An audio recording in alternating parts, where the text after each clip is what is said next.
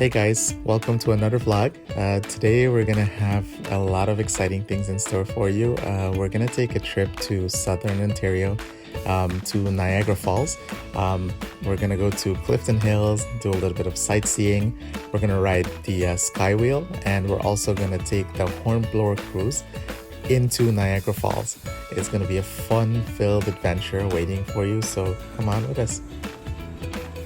So here we are at the Niagara Sky Wheel. It's absolutely magnificent.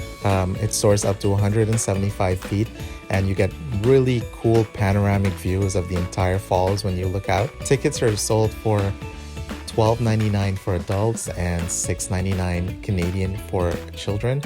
This was built in, I believe, June of 2006, and it's been going well since. So check it out. So as you go up, you'll get a really cool view of the Jurassic Dinosaur Park below, and also the Niagara Speedway as well.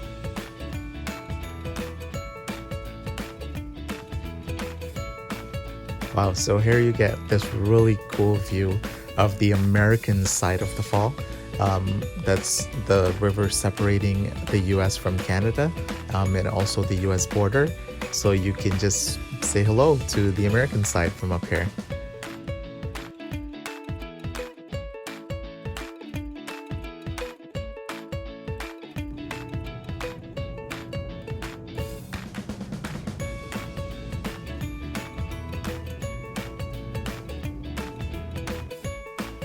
So here you can get a view of the Canadian side of the waterfall, and then you get the Jurassic World Park below.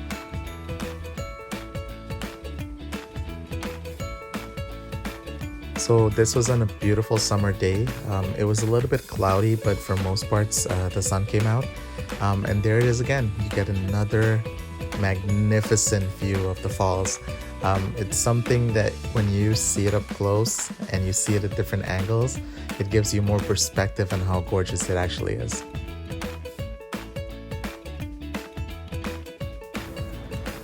This is a really cool view from the lookout above, just before you go down to the Hornblower. So the Hornblower River Cruises basically takes you on a ride all the way under the Horseshoe Fall on the Canadian side, and you get that full scope view on the American side as well. It's something that is a must do when visiting Niagara because it gives you so much more depth into the beauty of the fall.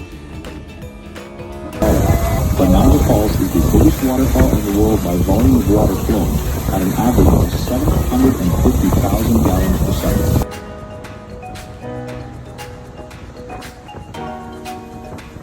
This is a full close-up view of the American side of the falls.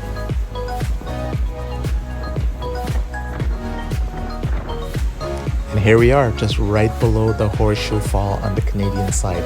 This is right at the feet of the fall, and it is just breathtaking. You get that nice mist that hits you. It's actually pretty scary, but at the same time, really beautiful. So by now we're pretty exhausted and we are hungry. So where else do we go other than the world famous Billy Bones Distillery and Barbecue? They've got the best chicken wings, great drinks. You get a beautiful view right at the tip of the fall, and it's just one of those places that you go, you chill, the ambiance is great. So then you get the Rainforest Cafe right next door, great place to shop and eat. Lots of tourists go there, and then you get all the samplings of a great distillery, good margaritas. Those pineapple basil margaritas are the best, and their chicken wings are bomb. There's so much to do in Clifton Hill and around Niagara that you really need about 2 to 3 days. We normally go and stay over. Sometimes we go to the Falls View Hotel and we spend like 2 to 3 days so that we can have the full experience. But due to the pandemic, most of the places are closed, and that's not something that's possible right now. So it's always nice to make a quick day trip, enjoy the beauty of the falls. As you can see here, it's just one of those things that it never gets old. You can visit over and over and over again, and it's always beautiful. Another cool activity is just to take a light stroll after your busy day in the Oaks Garden Theater. It's just one of those gardens that is mesmerizingly beautiful. It's got a lot of structures built way back in the day. beautiful landscaping, lots of little ponds and water sculptures, and just lush greenery that you can thoroughly enjoy while you're there.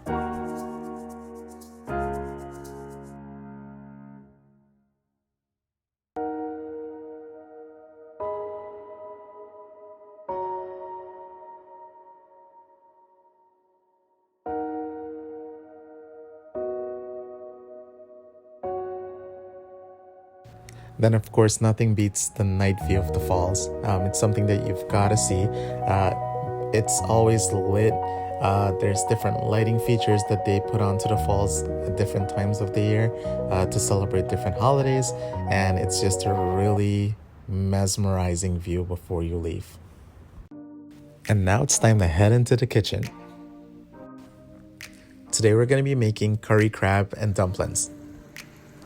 So this is one of those very comforting dishes from the Caribbean.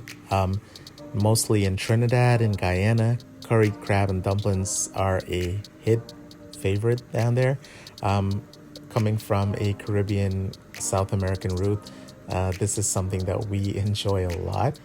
So today I've got some Noah crab legs and I've cooked it in a delicious curry paste, then added some chicken stock to cook it all down with that Maggi soup base in there as well.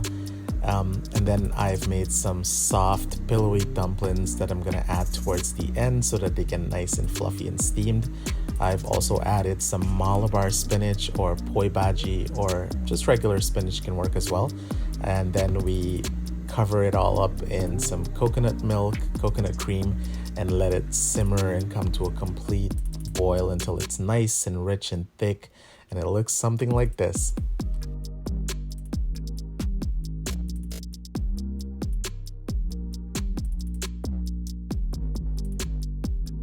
And now it's time for dessert, and we're going to be making a cotton cheesecake today. So we're going to start off by creaming 1/3 cup of sugar and 1/3 cup of butter.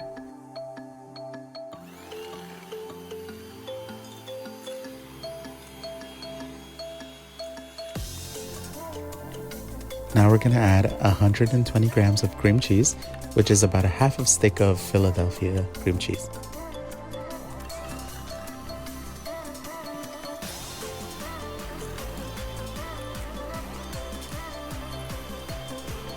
Be sure to whisk the batter until it's nice and fluffy and there's no lumps left inside.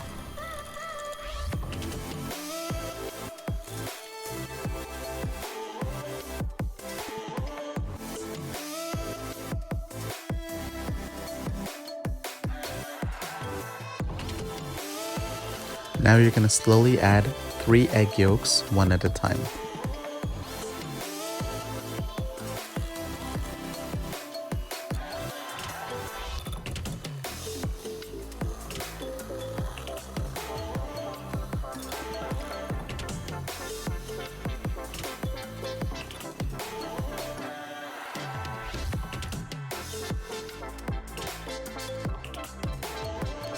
Be sure to use the spatula to scrape the sides of the bowl so that you get all the batter inside.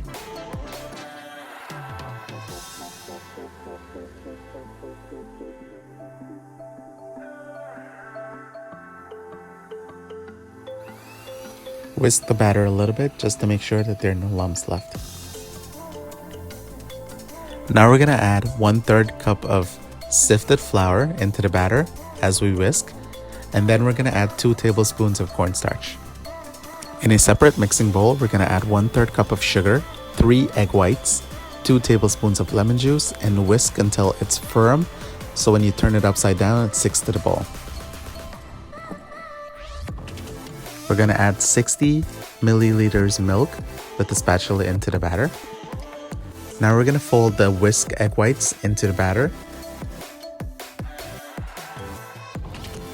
You want to make sure you fold it nice and gently so that the batter stays light and airy.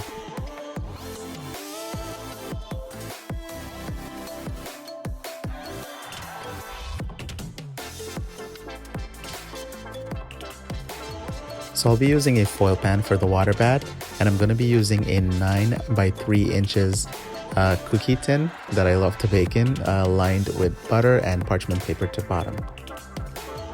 Now we're gonna pour the batter gently into the pan, making sure that you have room of about 2 centimeters from the edge of the tin, giving it enough room to rise when it's baking. I'm gonna just use a metal skewer to make some lines into the batter so that I can poke out all the air pockets that are left inside. And towards the end of it, I'm gonna give it a nice tilt, basically lifting the pan up and dropping it into the base twice so that all the air bubbles come out of the cake. So now we're gonna add the water bath. We're gonna basically pour hot water in until it's filled up to halfway of the tin, giving it enough room to cook. Let's bake this for 15 minutes at 400 degrees Fahrenheit, then an additional 30 minutes at 280 degrees Fahrenheit. Finally, we turn off the oven and leave it inside for another 30 minutes. Let it cool for at least an hour when you take it out of the oven.